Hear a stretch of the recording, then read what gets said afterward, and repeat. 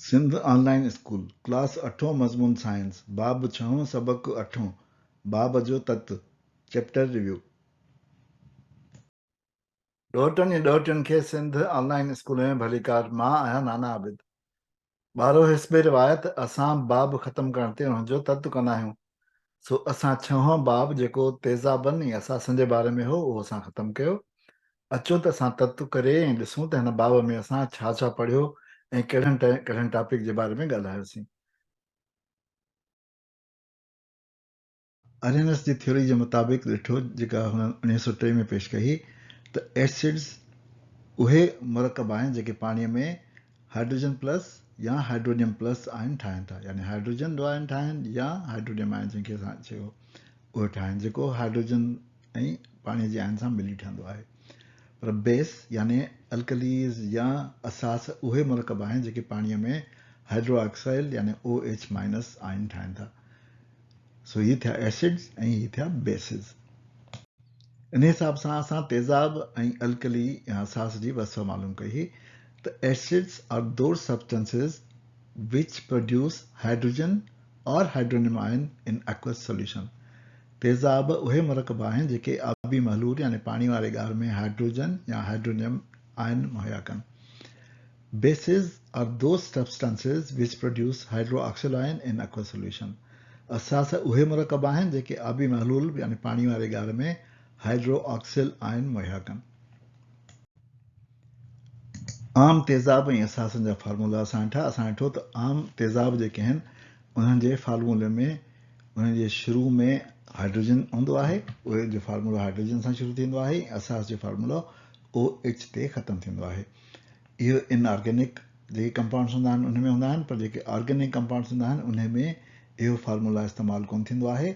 उन में जेके एसिड्स आहिनि में घणो करे कू हूंदो आहे, COOH हूंदो आहे आख़िर में, ऐं असास जी का ख़ासि निशानी कोन हूंदी आहे। पर जेके ऑर्गेनिक कंपाउंड्स हूंदा आहिनि उन में कार्बन ऐं हाइड्रोजन ज़रूरु शामिलु हूंदो आहे।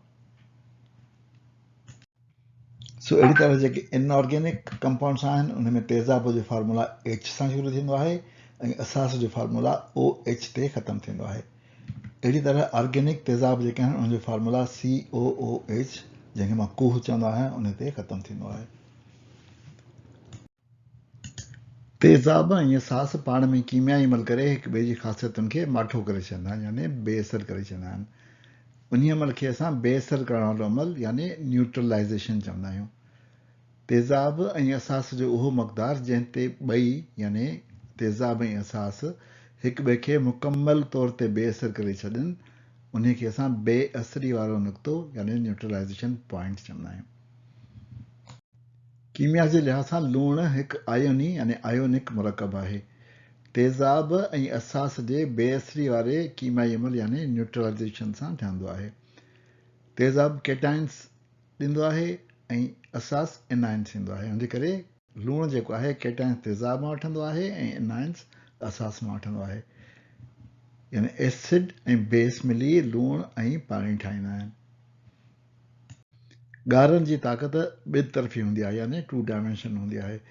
हिकु तरफ़ त उनजी कंसंट्रेशन यानी सघ जे वधण सां उनजी ताक़त वधंदी आहे, पर उन खां अलावा मुख़्तलिफ़ ॻारनि में मुख़्तलिफ़ स्ट्रेंथ हूंदी आहे, यानी मुख़्तलिफ़ शयूं जंहिंजो ॻारु ठहियलु आहे उनजी स्ट्रेंथ बि मुख़्तलिफ़ हूंदी आहे। उनजे करे उहे वीक ऐं स्ट्रांग शयूं हूंदियूं आहिनि। सो अहिड़ी तरह ॿियनि ॻारनि वांगुरु एसिड्स ऐं बेसिस जा ॻार बि वीक ऐं स्ट्रांग हूंदा आहिनि। कमज़ोर ऐं ताक़तवर एसिड ऐं बेसिस जी वज़ाहत असां आन साज़े वारे नज़रिए यानी आयोनाइज़ेशन थ्योरी जे ज़रिए करे सघूं था। हिन नज़रिए खे असां इलेक्ट्रोलाइटिक डिसोसिएशन थ्योरी पिणु चवंदा आहियूं। कुझु मुरकब पाणीअ में ॻरी आयननि में टुटी पवंदा आहिनि। उहे मुरकब आहिनि एसिड्स, बेसिड्स ऐं साल्ट्स। उन्हनि खे इलेक्ट्रोलाइट चइबो आहे। इलेक्ट्रोलाइट आयोनिक बांड वारा मुरकब हूंदा आहिनि। इलेक्ट्रोलाइट जा सभु मालिकुल वाधू ऐं काटू चार्ज वारनि आयन में कोन भॼंदा आहिनि। कुझु में घटि भॼंदा आहिनि त कुझु में वधि ऐं कुझु में वरी सभई। पाणी में हाइड्रोजन आयन करण वारा जेके इलेक्ट्रोलाइट हूंदा आहिनि उनखे असां तेज़ाब चवंदा आहियूं, ऐं पाणीअ में जेके हाइड्रोक्सिल आयन मुहैया कंदा आहिनि उहे इलेक्ट्रोलाइट असास या अल्कली हूंदा आहिनि, यानी बेसिस हूंदा आहिनि। सो उहे इलेक्ट्रोलाइट जेके घणा आयन मुहैया कनि, पोइ भली उहे एसिड हुजे या बेस हुजे, उन्हनि खे ताक़तवर चइबो आहे। पर उहे इलेक्ट्रोलाइट जेके घटि आयन मुहैया कनि उहे कमज़ोर हूंदा आहिनि। जेकॾहिं ॻारनि मां बिजली गुज़ारी वञे त कुझु ॻारनि मां बिजली कोन गुज़रंदी, उहे नॉन इलेक्ट्रोलाइट हूंदा आहिनि। उन में का बि कंडक्टिविटी कोन थींदी आहे, उनजे करे जो उन में आयन कोन ठहंदा आहिनि। अहिड़नि शयुनि में प्योर वाटर यानी साफ़ पाणी, निज पाणी ऐं शुगर सिरप वग़ैरह शामिल आहिनि। अहिड़ी तरह कुझु ॻार जेके हूंदा आहिनि उन्हनि में तमामु घणी बिजली गुज़री वेंदी आहे उन्हनि मां, यानी बल्ब तमामु तेज़ ॿरंदो आहे। उहे हाई कंडक्टिविटी वारा ॻार हूंदा आहिनि, उहे इलेक्ट्रोलाइट्स हूंदा आहिनि ऐं उहे तमामु पावरफुल इलेक्ट्रोलाइट्स हूंदा आहिनि। उन्हनि में हाइड्रोक्लोरिक एसिड ऐं सोडियम हाइड्रोक्साइड शामिल आहे। कुझु वीक इलेक्ट्रोलाइट्स हूंदा आहिनि, उन्हनि मां बिजली गुज़रंदी त आहे पर घटि गुज़रंदी आहे, बल्ब हल्को ॿरंदो आहे। उन्हनि खे असां लो कंडक्टिविटी वारा इलेक्ट्रोलाइट्स चवंदा आहियूं या वीक इलेक्ट्रोलाइट्स चवंदा आहियूं। उन्हनि में टैप वाटर या नलके जो पाणी ऐं एसिटिक एसिड यानी सुरको शामिल आहिनि।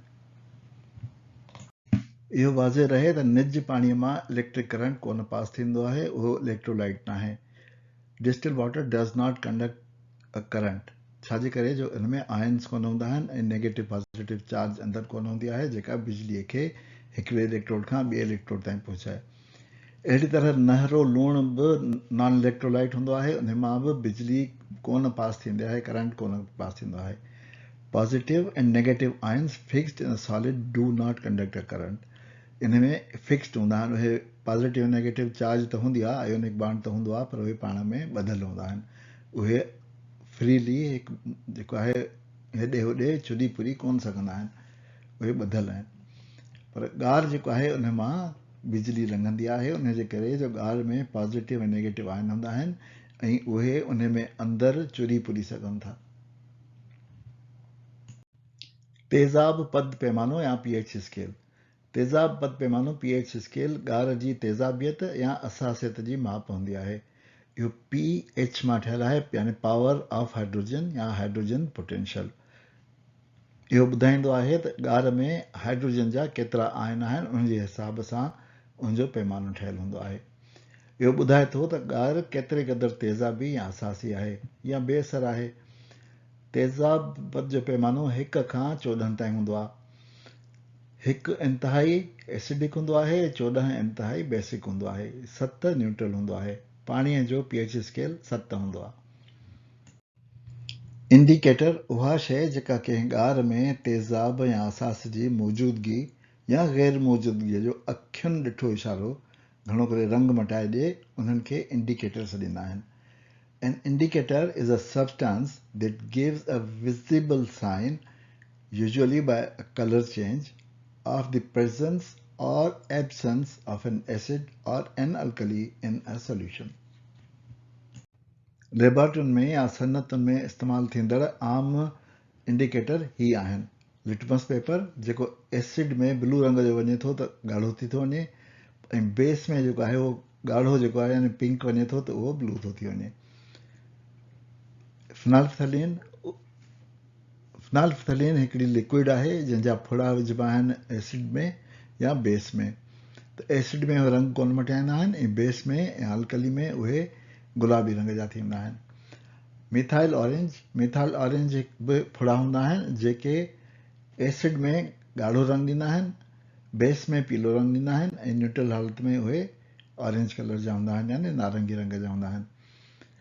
नीरो ब्रोमोफिनाइल यानी ब्रोमोफिनाइल ब्लू, इहो साए रंग जी हिकिड़ी लिक्विड हूंदी आहे। उहा एसिड में पीली थी वेंदी आहे, बेस में ब्लू थी वेंदी आहे, पर न्यूट्रल में साए रंग जी रहंदी आहे।